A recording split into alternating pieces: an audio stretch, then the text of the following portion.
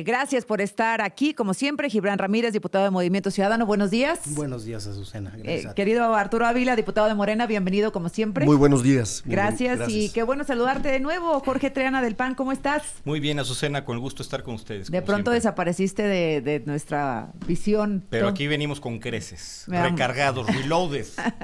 Me da mucho gusto. A ver, ya escuchamos una parte de la respuesta de la explicación o de la cronología que hace la presidenta de la llamada de con Donald Trump. ¿Qué dices, Gibran?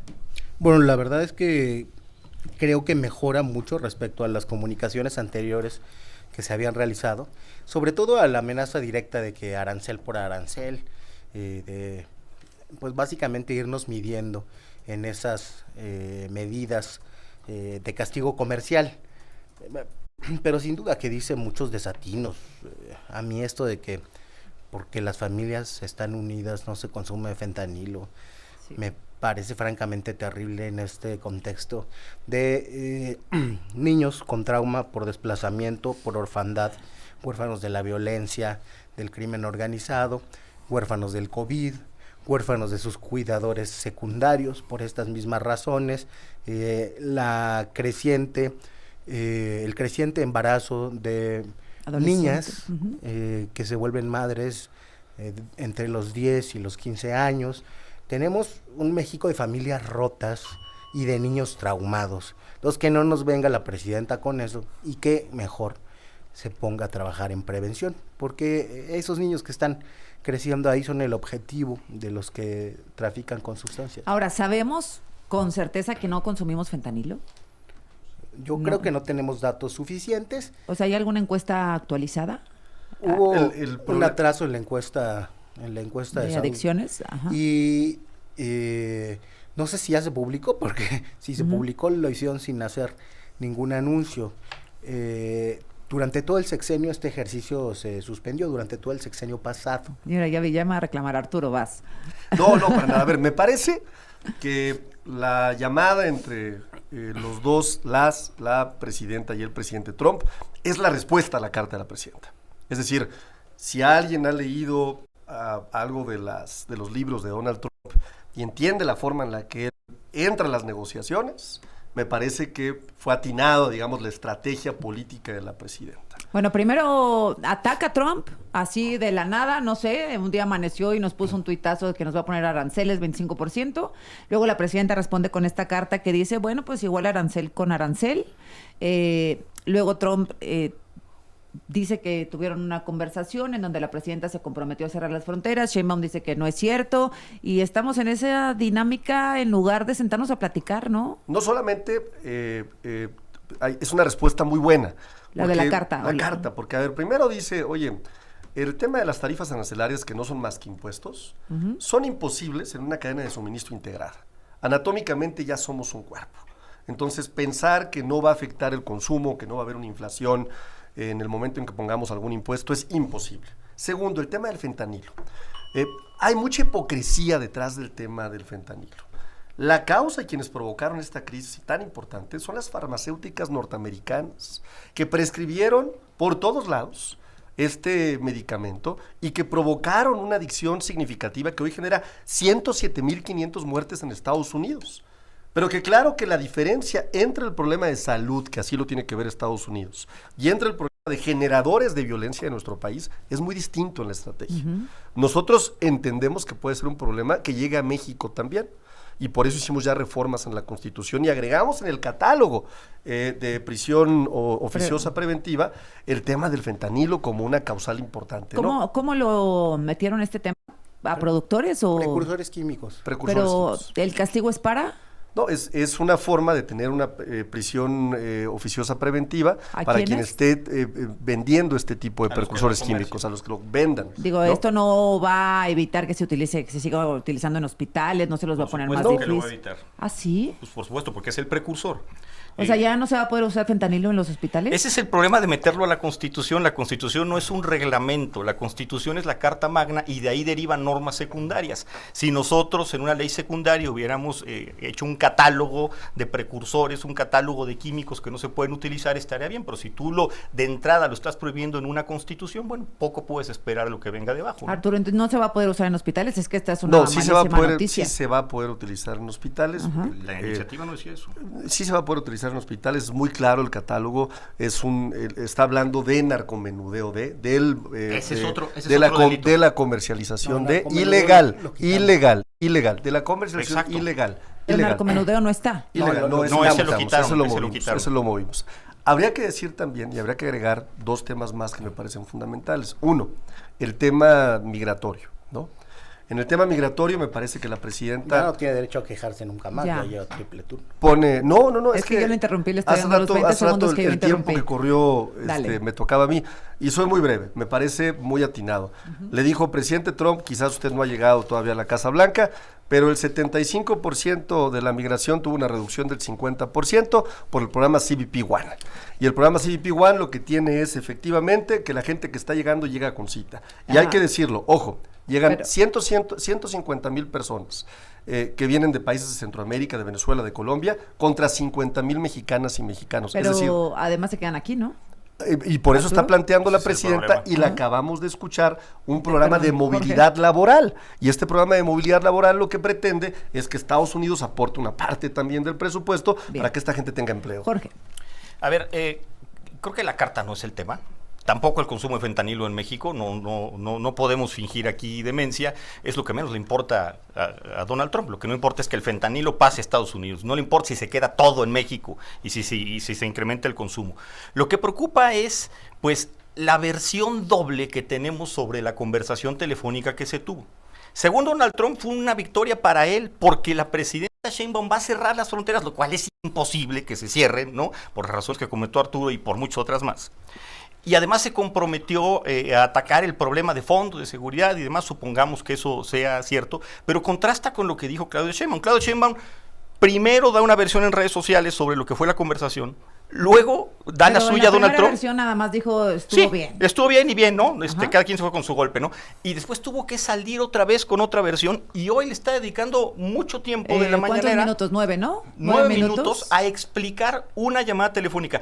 ¿Por qué es importante resaltar esta parte? Con esto voy a concluir porque yo no me voy a extender en el tiempo mucho. Dímelo al regresar. Exactamente, La conclusión, lo por comento al favor. regresar. Están aquí conmigo Arturo Ávila, Gibran Ramírez, Jorge Triana. Nos quedamos pendientes antes del corte. Jorge, querías dar una conclusión respecto a esta relación México-Estados Unidos y el tema del fentanilo. Sí, no, lo que yo comentaba es que preocupa mucho que hay dos versiones completamente opuestas, distintas, sobre la conversación que hubo entre los mandatarios de Estados Unidos y la presidenta de México.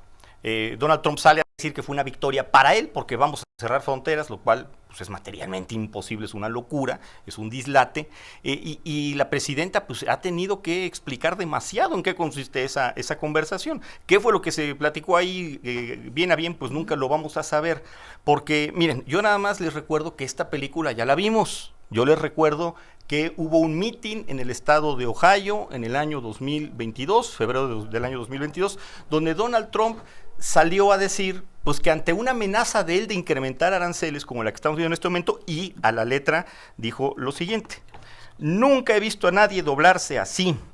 Se rió y dijo: necesitamos 28,000 soldados en la frontera. El presidente me miró y me dijo: ¿para qué haríamos eso? Y le dije: necesitamos un programa llamado Quédate en México, algo similar a lo que dijo Claudia Sheinbaum. Y luego Trump reveló que el mandatario mexicano dijo: no consideramos hacer eso, pero lo vamos a hacer. Ja, ja, ja, lo doblé.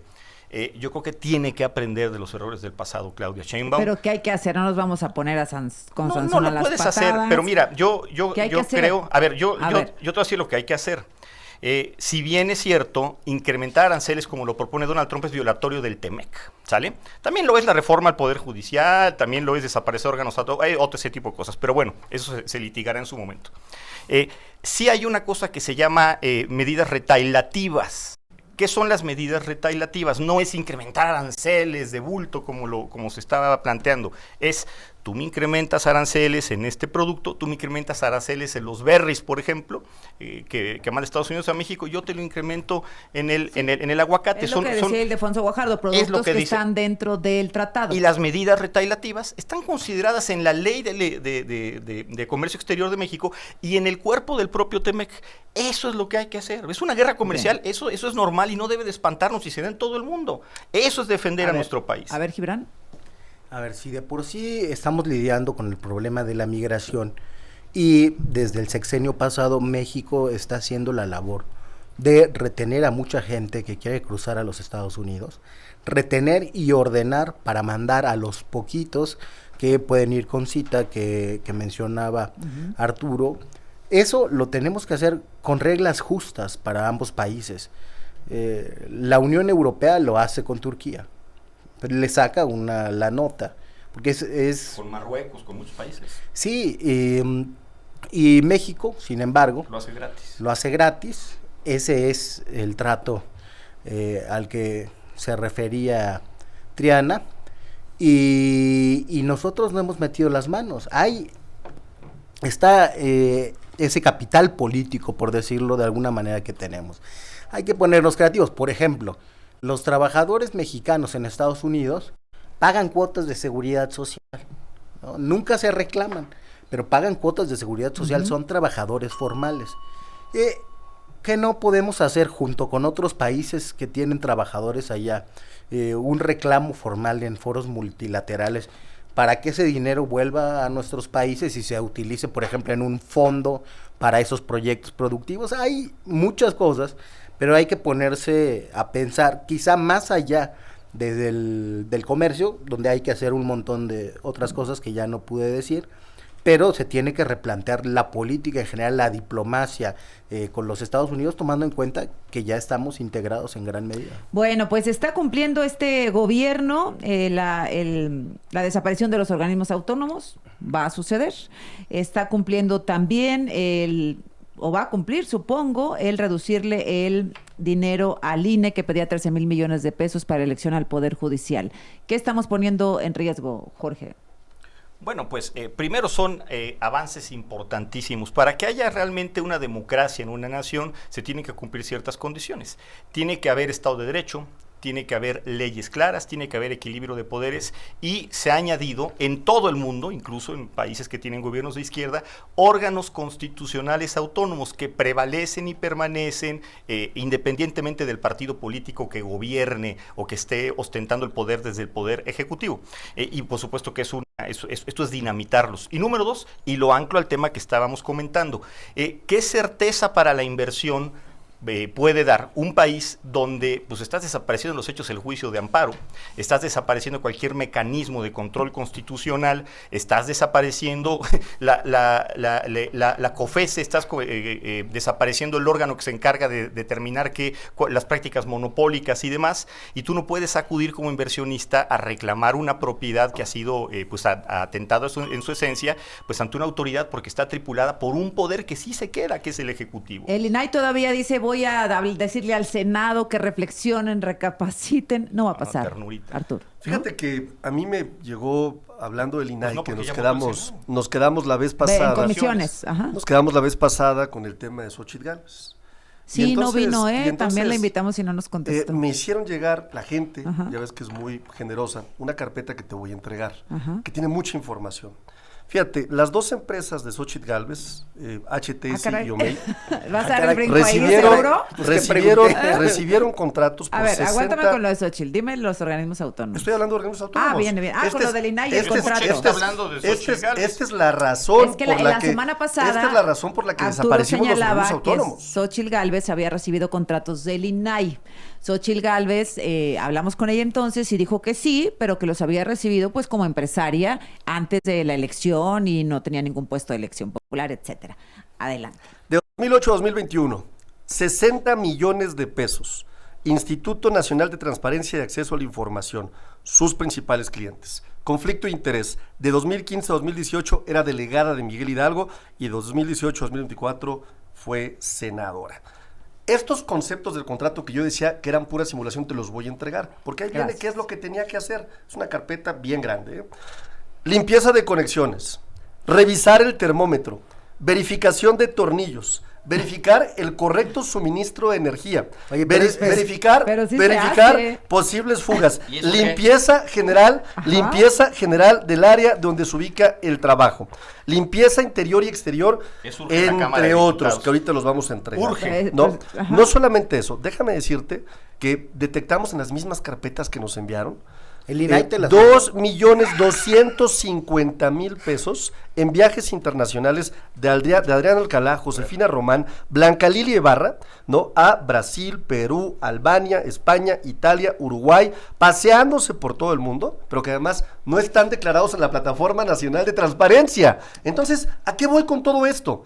Ese es uno de las claras funciones que no cumplía el Instituto Nacional ni siquiera en su propia casa. ¿Y esos dónde están públicos? También te los traigo. Ah, pero están publicados en Es algún información de la Auditoría Superior de la Federación. Bien. Viene con membretes de la Auditoría Superior de la Federación. Todo lo que te voy a entregar hoy, que reitero es una carpeta como de unas 500 hojas, viene Tienes con mucha todas las tarea. observaciones. No, te las A separé, ver. no te preocupes. A ver, Está Gibran. bastante digerida para que la puedas ¿Cómo encontrar. ves? ¿Hay algún pecado en esto? Mira, la verdad yo no sé, Arturo sabe mucho más de eso, de tener contratos con el gobierno y si se puede hacer limpiamente. Ya ha defendido en esta mesa pues, que sí se puede hacer limpiamente. Claro. Pero opina... Claro, no siendo funcionario público. A ver, lo que dice Arturo Yo es no era que- funcionario a ver, público, lo que dice Arturo claro. es, yo sí tengo una empresa, pero cuando fui funcionario público, Nunca, salí. solamente he sido De la diputado empresa. federal. Ya no soy accionista de la empresa en la que estaba. Y lo que acusa ¿no? Arturo Mi tema es es que- si yo no puedo ser ahora diputado federal y andar firmando contratos con el gobierno, oye, con la iniciativa privada, órale, está bien. pero ¿cuál es el problema? ¿Y Xochitl El o problema INAI es o el cuál? tráfico de influencias. A ¿Qué ver, tráfico de influencias? a ver, ¿tú crees que no hay problema y no hay conflicto de interés si fueras diputado federal, que ya lo fuiste en la legislatura pasada, y firmaras contratos con los gobiernos o con los órganos autónomos? ¿De veras crees que no hay conflicto de interés? Porque si eso piensan, de veras sí tenemos una forma de pensar completamente INAI benefició distinta. a Xochitl. ¿no? Nadie. Por eso, te lo digo. ¿Eso? La diferencia de lo que dice Gibran es, oye Arturo, es que tú eras empresario. Sí, sí era empresario y era súper exitoso. Me fue muy bien, pero ojo, yo no era funcionario ¿Vendiste público. tus empresas Yo no era ahorita? funcionario público. ¿Pero vendiste tus empresas ahorita? Sí, claro, las acciones, Ya todo. no formo parte de... Ya no eres empresario. Ya no soy empresario, soy diputado Ok, federal. bueno. Ya no tienes orgullosamente. empresa. Segurísimo. Segurísimo, claro, por supuesto. Segurísimo. Claro, por supuesto. Ok. ¿Quieres preguntar una vez Claro, más? Claro. Última oportunidad, segurísimo. Segurísimo. Mira, yo el Vamos a próximo. regresar. Estamos aquí con Jorge Triana, Arturo Ávila, Gibran Ramírez. A ver, todo esto que nos cuentas, Arturo Ávila, sobre los contratos de Xóchitl Gálvez, los gastos excesivos de los comisionados, ¿tenía que derivar en desaparecer a la institución? Por ¿Y no supuesto. castigar a los Por funcionarios? supuesto que sí, porque todos los comisionados eran cuotas de cuates. Es decir, respondían a intereses de partidos políticos. Si no, Ustedes pues, tenían también es su bien, cuota. es bien sencillo. Varios de ellos salieron y ya eran diputados plurinominales del PAN y del PRI. Ave María ¿no? Purísima. Por ejemplo, mi paisana, Marilena Jaén, ¿no? Pérez Jaén, perdón, acabó como comisionada e inmediatamente ya estaba en la legislatura ¿Del PAN? del PAN, del Triana. Y no acabé. Te voy a entregar también documentos en donde el propio INAI registra un pago de mensajería simulado por 1,400,000 pesos, es Sí. decir, que no existía y que les pedían hasta el 60%. ¿Y por qué no lo denunciaron, Ah, Arturo? está denunciado, está en No, la Auditoría ¿y Superior por qué de no la castigaron Federación. a los funcionarios? Porque ellos ya se van. No, ahí están ¿No? ahorita. Y los que nos quedamos en el limbo, pues somos los Ahí ciudadanos está la sin Auditoría el Superior INAI. de la Federación, hay casos abiertos, siguen investigándose. Esto no podía seguir, era una corruptela. Yo entiendo Es que lo tiene que Triana, judicializar yo la entiendo auditoría. que para Triana, ¿no? Pues estén diciendo, pues ya se nos fueron los privilegios. Yo lo entiendo, pues. A ver, porque Jorge. ellos son de esa parte, así, Por alusión así fue, personal. pues. El único privilegio que tengo es el de tener su amistad, queridos amigos. El único privilegio que tengo. Yo no tengo privilegios, no he tenido de nada. Dejen de estar diciendo tonterías. A ver, vamos por partes, como Muy diría, amistoso. como diría Jack el Destripador. León Manuel Bartlett, hijo de Manuel Bartlett, ese personaje siniestro, 600 millones de pesos de contratos con el IMSS, vendió ventiladores, respiradores al IMSS en pleno pico de pandemia. ¿Por qué no desaparecen al IMSS, mi estimado Arturo? Número 2. Cuotas y cuates. Rafael Luna, comisionado del INAI, cuota de Morena en el Senado. Julieta, ¿cómo se apellida? Del Río, cuota de Morena, con nombre y apellido. Es más, aquí vamos a algo muy interesante. De madrugada, y con alianza PRI-Morena, Senado elige nuevos comisionados del INAI. ¿Qué húbole? Nota del año 2018, febrero del 2018, de el proceso. No puedes acusar y hacer lo que vas a decir, que no, que está truqueada, porque ¿sabes quién la firma? Genaro Villamil. Genaro Villamil dice que el PRI de Peña Nieto se pasó el chicle con Morena, nada raro en esa legislatura. Yo estuve ahí, ¿no? A espaldas de MC, a espaldas del PRD, a espaldas del PAN, para repartirse los comisionados del INAI, a los cuales ustedes hoy detestan y acusan que son cuotas de partidos, es decir, de ustedes mismos, ¿sí? Para darse contratos a ustedes mismos. Pero como siempre han hecho lo mismo desde que empezó el gobierno de López Obrador, quieren bajar un coco de una palmera y en lugar de trepar la palmera para bajarlo, talan la palmera y luego siembran una que se llama Morena, casualmente. Lo que quieren es que no haya transparencia para taparse sus corruptelas, punto. A ver, Gibran. Mira, la verdad creo que no estamos hablando del tema. No, De acuerdo. No ha habido planteamientos de cómo resolver lo que dice Arturo de la corrupción, pero al mismo tiempo mantener la transparencia. Han dicho que van a mantener. Es que no existe una propuesta. No existe una propuesta, dicen que se va a mantener la función en función pública y en Auditoría Superior de la Federación. Pero ahí nos topamos con el otro problema de que quién audita al auditor. Hay una mafia de auditores en el país, algunos cuantos despachos que entran y salen de la iniciativa privada y del gobierno y que se dedican a hacer libros blancos. Una de las cosas que te dicen para venderte sus servicios es, yo se los hice a Moreno Valle, y mira que limpio salió, te lo puede presumir 10 despachos, quién sabe cuál se los habrá hecho, o sí los 10. Eso nos hace muy difícil generar un diseño institucional que debería ser de vigilancia cruzada, pero si no hay INAI autónomo, ¿quién puede vigilar a esos otros órganos? Lo ideal de los organismos autónomos es, claro, que no existieran, pero porque el Estado tuviera ya las capacidades y el servicio profesional de carrera blindado para realizar esas funciones. No lo tenemos. No lo tenemos. Ahora, ¿cómo justifican, digamos, el INAI corrupción? Va, que sí hay. O sea, tampoco digamos que todo era limpio y transparente. No, para nada. Ha habido un montón de abusos, de veras, de gasto del dinero público. Por eso la sociedad está enojada y no defiende a estos organismos ni otras instituciones. En fin. ¿Cómo justifican que el Coneval ya no lo quieran ahí?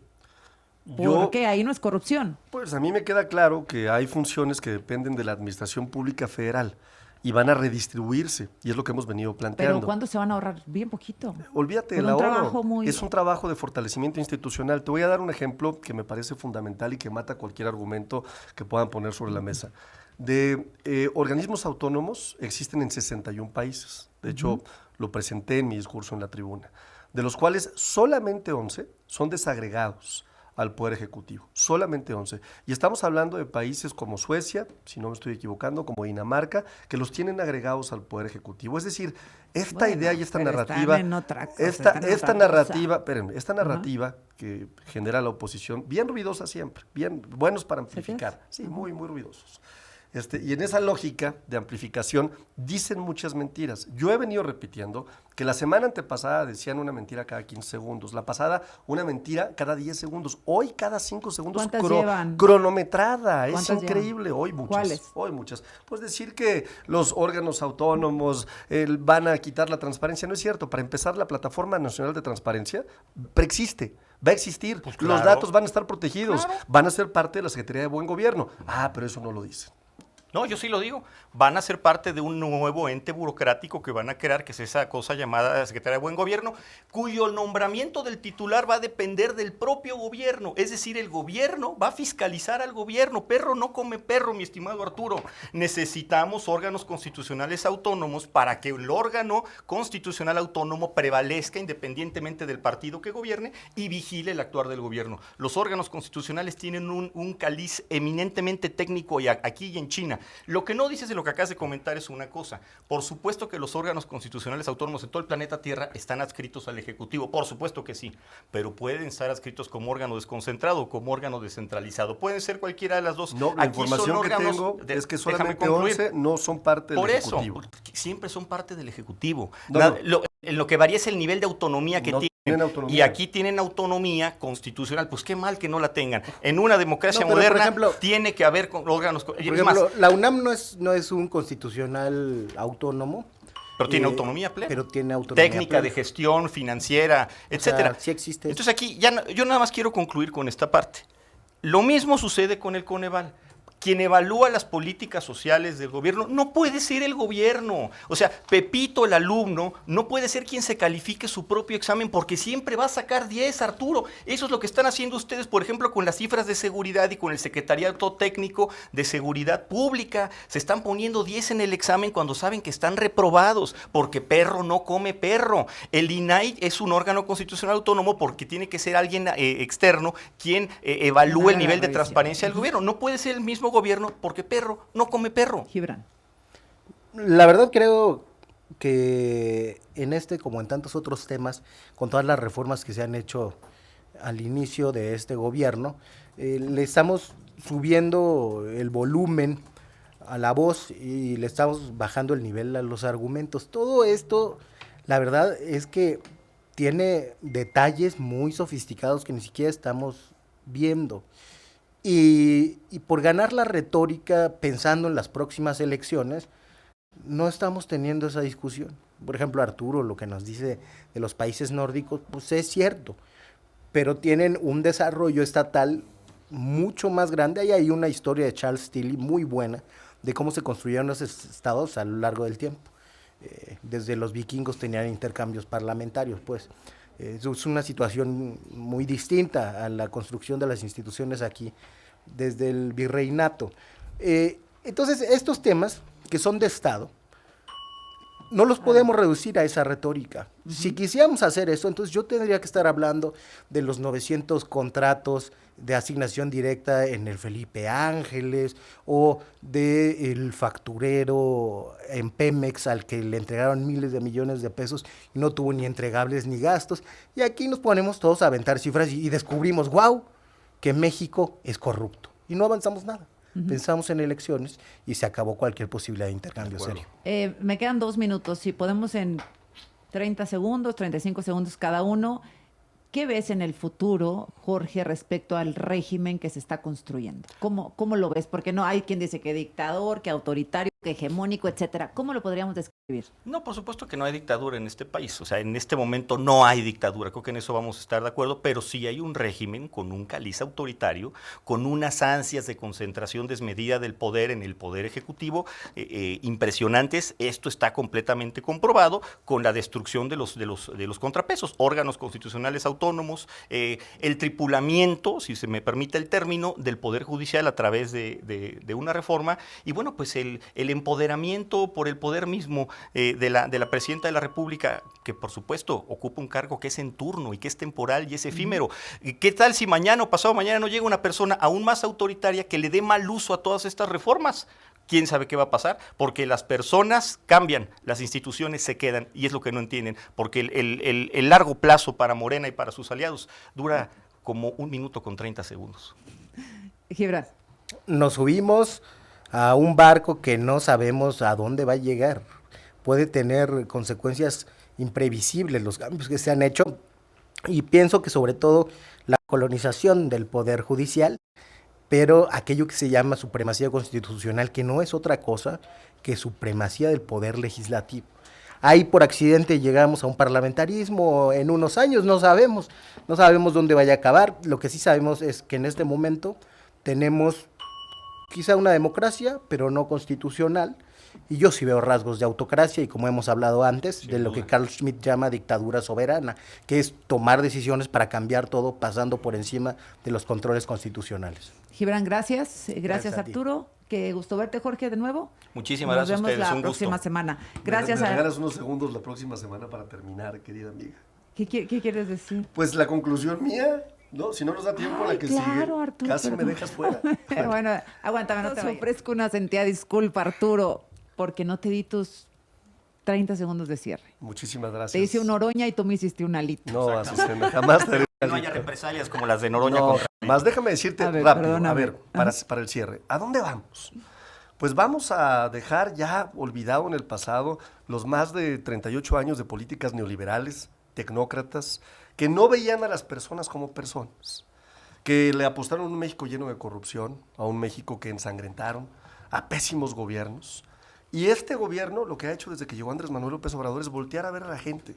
Por eso la gente está contenta con los programas sociales. Pero este ya es otro Con los gobierno. programas. Sí, el gobierno de Claudio Sheinbaum sigue profundizando la transformación.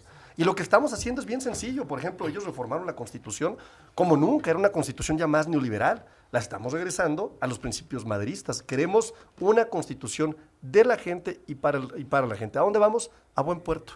A un México de las y los mexicanos. A un México que olvide para siempre y por siempre a los corruptos del PRI y del PAN. Para que se acuerde ahora de los de Morena. Qué bueno Yo que no solo se te fueron. quiero felicitar por tu cobertura de Sinaloa y recordarle a la gente que no sabemos quién mató a Héctor Melesio Cuenojeda Así y que no hay es. justicia y que ahí empezó todo este desmadre. Gracias, gracias Gibran, como siempre. Ahora sí, gracias Arturo. Gracias. Muchas gracias. Gracias, Jorge. Bonito día para todos. Gracias.